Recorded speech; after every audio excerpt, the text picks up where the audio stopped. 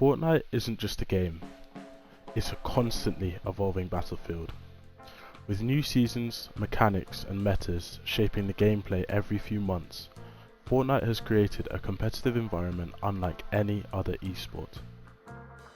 In this video, we'll explore the evolution of Fortnite's official tournaments, the history of its changing metas, and the stories behind the game's most iconic moments.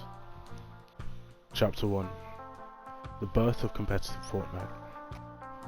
Fortnite's Battle Royale mode dropped in September 2017, but in its early days, it was a far cry from the competitive scene we know today. Back then, the game had a limited arsenal, no turbo building, and no launch pads. Yet it captured the attention of millions with its fresh approach to the Battle Royale genre. By Season 2, Fortnite began introducing iconic locations like tilted towers and refining its mechanics, setting the stage for more complex strategies. Players started mastering building techniques and using ramps and walls, not just for defense but for aggressive plays, a defining feature of Fortnite's competitive DNA. Chapter 2: The Skirmish Era and Early Metas. In 2018, Epic Games tested the waters with competitive Fortnite by introducing the Summer Skirmish. Spanning about 8 weeks, this series offered an $8 million prize pool. It was an ambitious experiment, but not without its flaws. The very first Summer Skirmish event was plagued by the server issues, leading to widespread criticism from players and other teams alike. Yet later weeks saw players adapt to competitive play, giving a rise to early stars like Tfue and Cloakzy, who mastered high ground retakes and rapid building techniques.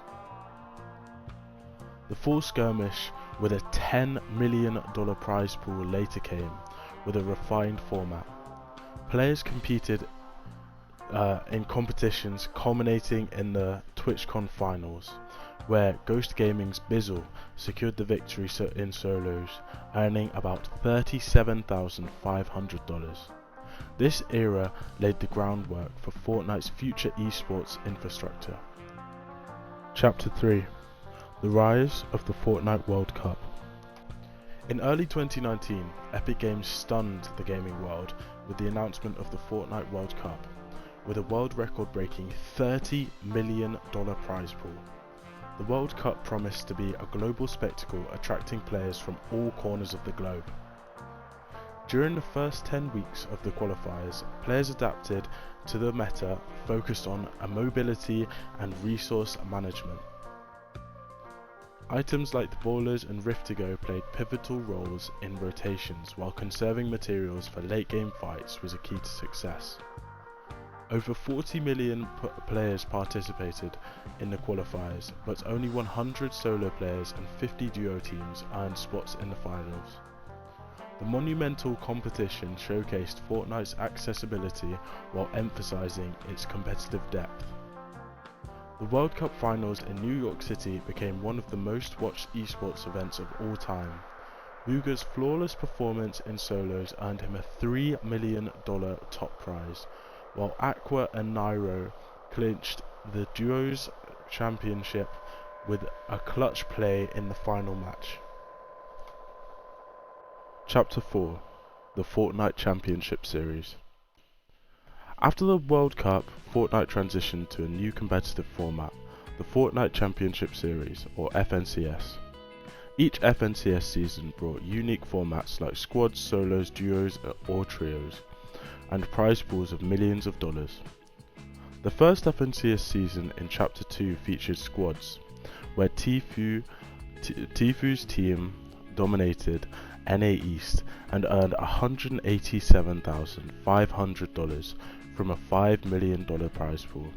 This season also introduced fishing mechanics and healing items like floppers, which shifted the meta to sustain-based strategies in late-game circles.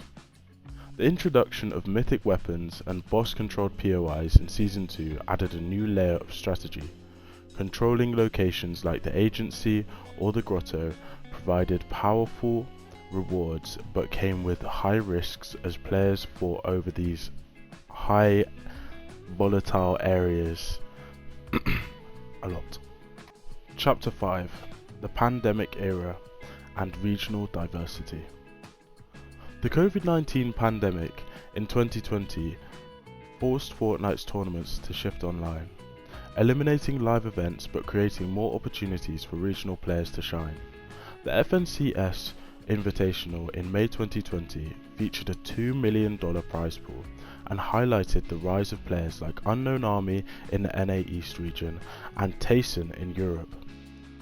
This era also saw the emergence of heal-offs as a common endgame strategy, where players relied on floppers and slurpfish to outlast opponents in the storm. This tactic was unique to Fortnite and led to often chaotic final zones and high stakes endurance tests. Chapter 6: Chapter 3's Aggressive Meta and Zero Build Mode. Chapter 3 introduced some of Fortnite's most dynamic changes yet, with items like the Spider-Man web shooters revolutionizing mobility and Zero Build Mode offering a fresh alternative to the traditional meta. Zero Build tournaments attracted a new audience by emphasizing gunplay and positioning over building. The FNCS Global Championship in 2022 marked Fortnite's return to the live events with a $1 million prize pool. Duos teams like Malabuka and Epic Whale showcased mastery of Chapter 3's aggressive meta, using shockwave hammers, and other mobility tools to dominate rotations. Chapter 7: Fortnite Esports Now. As Fortnite enters 2025, its competitive scene is more diverse than ever. FNCS continues to innovate with seasonal changes, including the new mechanics like the kinetic blade and augments, which add a depth of strategies.